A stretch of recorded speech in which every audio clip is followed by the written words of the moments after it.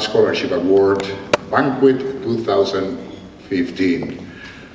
It's very nice to see so many proud parents in here and also so successful. Today, Gerardo Castillo is the Senior Vice President and Chief of Staff at Capital Metro, where he leads all aspects of Capital Metro's communication, marketing, community outreach, diversity, board relations, and government relations functions. Gerardo has been a lifelong Capital Metro Transit user, and this familiarity and commitment to the critical role transit plays in the community led to his first position as a Capital Metro's Manager of Community Involvement in 2007. In that pivotal role, he led the massive community outreach needed prior to the launch of Austin's much anticipated Metro Rail commuter line. To date, Metro Rail's ridership has quadrupled and the trains are at capacity during peak commuter hours. Gerardo was selected by President and CEO Linda Watson as a key member of the team charged with implementing the biggest organizational change in the agency's history, transitioning all bus and paratransit services to private companies to realize a multi-million-dollar cost savings. Soon after, Gerardo turned his attention to improving the agency's financial position and became the driving force behind Capital Metro's earning the Texas Controller of Public Accounts Gold Leadership Circle Award from 2010 to 2014 for putting his financial records online. In recognition of this achievement, Texas State Senator Kirk Watson noted, Capital Metro has transformed itself into a model of best practices and shows a continuing commitment to being accountable on current and future investments in our comprehensive transportation system. That was Senator Kit Watson quote. Gerardo was recently recognized as one of the top 40 under 40 in the transit industry by the industry publication Mass Transit magazine. Prior to working at Capital Metro, Gerardo worked on statewide political campaigns across the state, which included Congressman Lloyd Doggett's congressional campaign and the Travis County Health Care District campaign. Gerardo also served as the Chief of Staff for State Representative Eddie Rodriguez, where he worked on policy issues related to transportation, economic development, and affordable housing. In his spare time, Gerardo is an avid marathon runner, an Ironman triathlete, having just 2 weeks ago completed the Boston Marathon. Please, will you join me in welcoming Mr. Gerardo Castillo?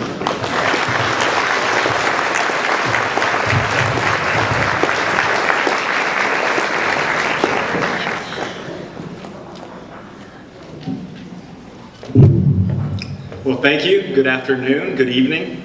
Welcome here. And first, I'd like to thank El Amistad Club for inviting me to say a few words and also to really recognize the effort and the change in the community that they're making. I mean, these scholarships to about 90 students, the impact that that's going to have in our community is really, you can't measure it. When you hear UT say, we change, what starts here changes the world, that's exactly what's happening here with El Amistad Club.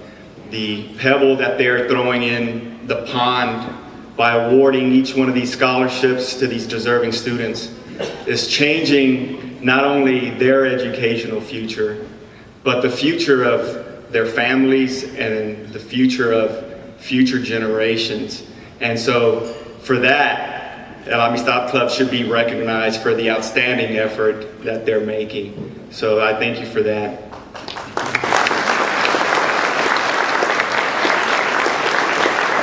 Also, I'd like like to just recognize the students. Congratulations to you and your support staff. I always say support staff, and that can include your grandparents, your mom, your dad, your uncles, your aunts, your cousins, your brothers, whoever that may be. That it really does take a village to raise a child, and so congratulations to you. So I'm here, to give the keynote speech, to talk about what I've learned, to share some of the little bit of wisdom that I've acquired through my 35 years of life. And as I started thinking about what do I want to pass along to you, and we started talking about education is a journey. Education is a journey, the word journey, and how important that is.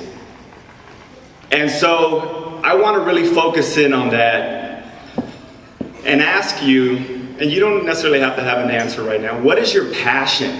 What are you passionate about? What do you wake up in the mornings and think, this gets me excited? It could be a number of things for many of us. It could be your family. It could be your faith. It could be your job. Or it could be something totally different. But knowing and finding out what that passion is so important. And so as we talked about, education is a journey. That's where I wanted to focus in on some of the life lessons that I've learned.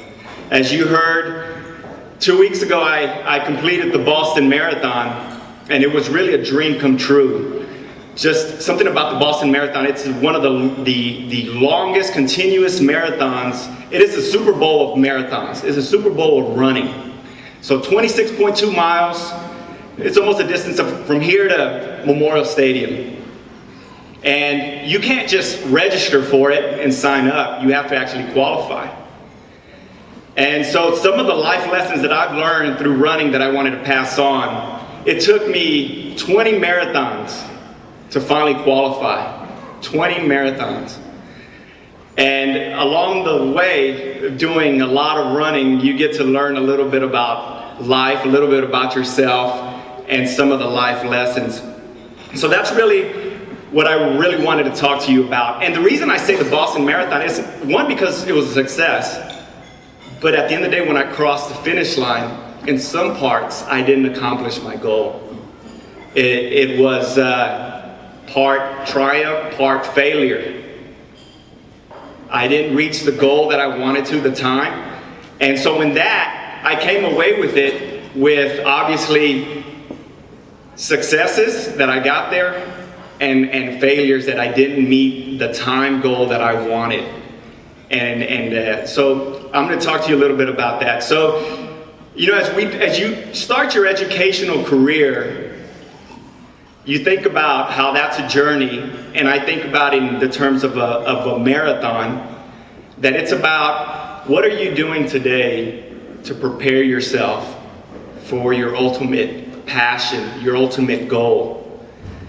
And when I say what are you doing today, you don't have to be making monumental steps in achieving your goal, but it's the little things that you're doing day in, day out, that over time you start building goals, you start building consistency in what you do that is so important. So ask yourself, as you think about what's your vision for what you want to achieve, whether it be in school or whether it be post-school or whether it be in secondary education.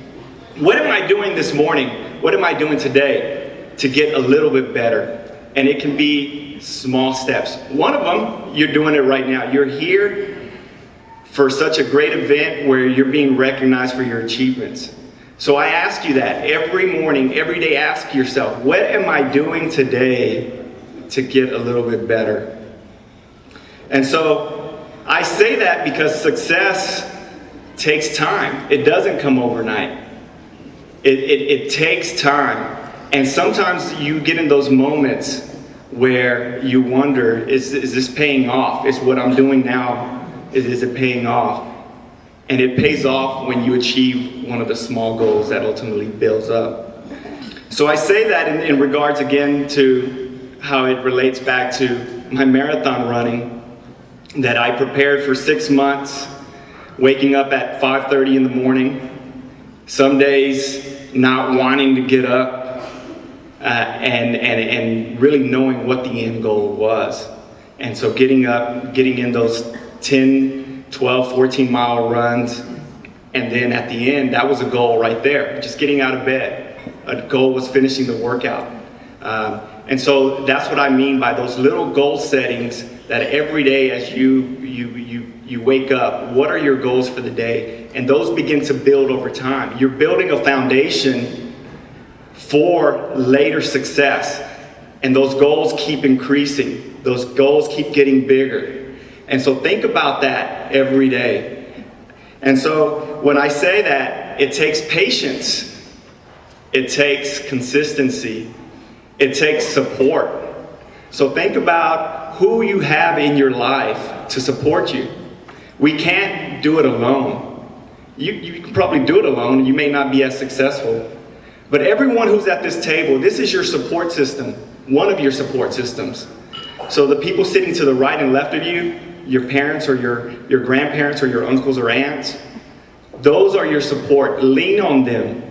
When things are tough, when things aren't going how you want them, lean on them for support. When things are great, when things are going really well, when you've accomplished a goal, lean on them for encouragement. Because just as how you celebrate your successes, also take away what are you going to learn from your failures, because sometimes those are even that much more important. And from those failures, you learn, what can I do different? And you keep building on that. So I keep talking about the journey. Education is a journey. So as you're moving forward, count on that support system and ask them for advice, both when you're successful and when you have failures. Because you will have failures, you will have setbacks. And so when you have those setbacks, think about, okay, what did I learn from that setback? How can I improve on that? How can I get better next time? Those things are so important, and not to give up. And so I say that, again, going back to my story. So I trained, I got ready, I felt really, really great heading up to Boston. And I'll tell you what my goal was. It was to run a sub 3-hour marathon, which means running about a 6 minute and 50 second mile for 26.2 miles. And so it's a rainy, cold, windy day in Boston, and it's not what I planned for. It's not how I trained, but that's what I had in front of me. So I set, and I had a plan, and my plan was to execute that. And as I started, it felt a lot harder than I imagined. It felt a lot harder than I imagined. And so having that encouragement, I knew people back home were tracking me, talking about support, and leaning on those to support you. And the entire time I knew there's a lot of people that are supporting me back home. I'm running for them. I'm running for myself. And I got at the 13-mile mark, right at the halfway point, and I'm on pace. I'm right where I need to be. And then all of a sudden, mile 14 came, and I said, "Ooh, this is getting a little bit harder." Mile 15 came, and I said, "This is really hurting." Mile 16 came, and I hit the wall. I hit the wall. My pace differentiated by about 1.5 minutes. And at that point, I knew my support system is all, they're all paying attention to what I'm doing. And at that point, I was just like, I don't want to let them down. And it got to the point where I wanted to walk.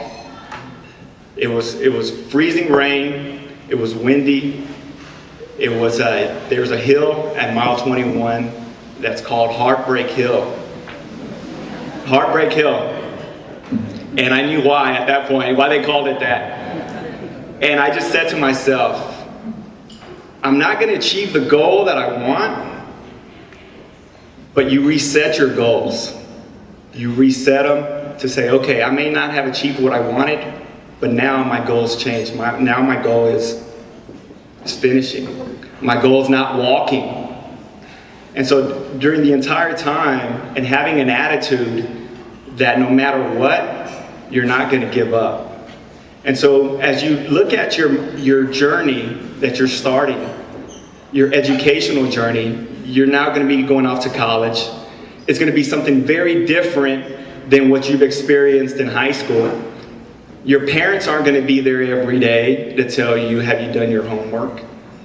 Now it's all about time management. It's really all about what you're doing every day, how you're managing yourself, whether you decide at the end of a day to do your homework, whether you decide to put in that extra effort to prepare yourself in the short term for a test or an exam, in the long term for how you graduate, in the long term for what kind of patterns you establish for yourself for being successful, in the long term for what kind of career you want to focus in on. So the message I'm trying to give you is that it starts with small steps and it builds to bigger ones. And so remember, and then like I said, you may have a setback during your college career and later on in life. Maybe you didn't do as well on a test as you wanted an exam. Maybe you didn't get the internship that you wanted. Maybe you weren't able to sign up for the class that you wanted. But not allowing those small setbacks to affect the larger picture. And always keeping that in mind. And knowing that there's people that are supporting you along the way. So, as I say that, your attitude is really a key indicator to success. Remember that. Your attitude is a key indicator to success. And what do I mean by that? At some level, we all tend to equalize once you go and get your education in terms of how intelligent, how competent you are. What begins to set you apart is your attitude. How you work well with others, how you compromise, how you stand up for certain convictions that you may have. Because in this world, it's all about relationship building. Relationships that you have with your family, relationships that you have with your friends, relationships that you have with people in the future that you haven't even met yet, and how you establish those.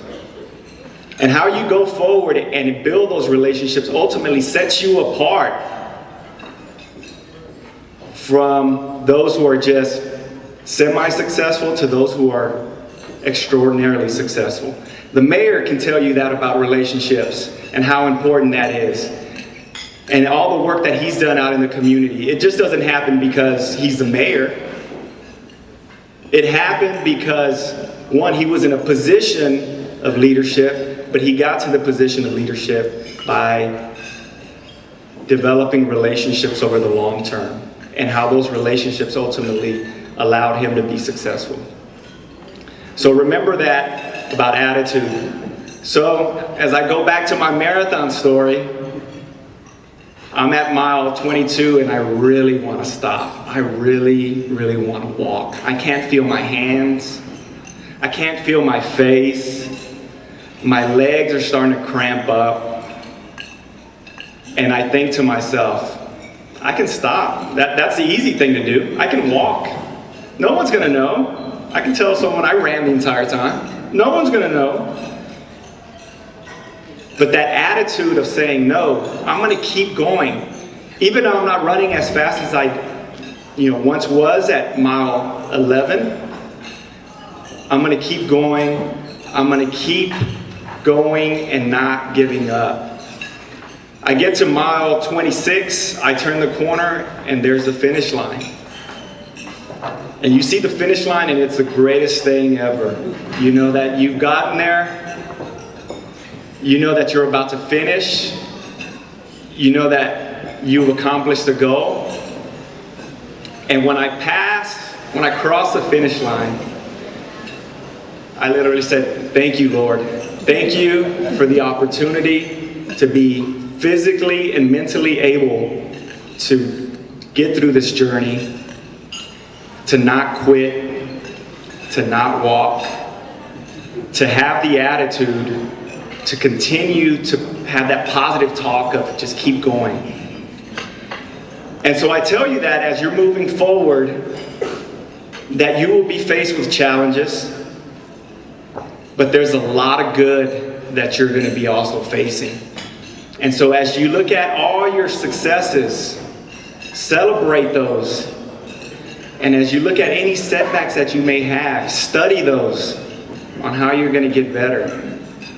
And lean on your support, lean on your loved ones, lean on your teachers, lean on community leaders, on your neighbors. And so as you move forward, hopefully some of the little life lessons that I've learned through running that I've been able to apply to general life and how I approach work and other things, and how I approach my relationships with people, hopefully those are things that you can take forward. So I wish you all the success. Today's just a continuation of the journey in your education. It's a continuation of the journey in your lives. And thank you very much for being here. And again, congratulations and best of luck. Thank you.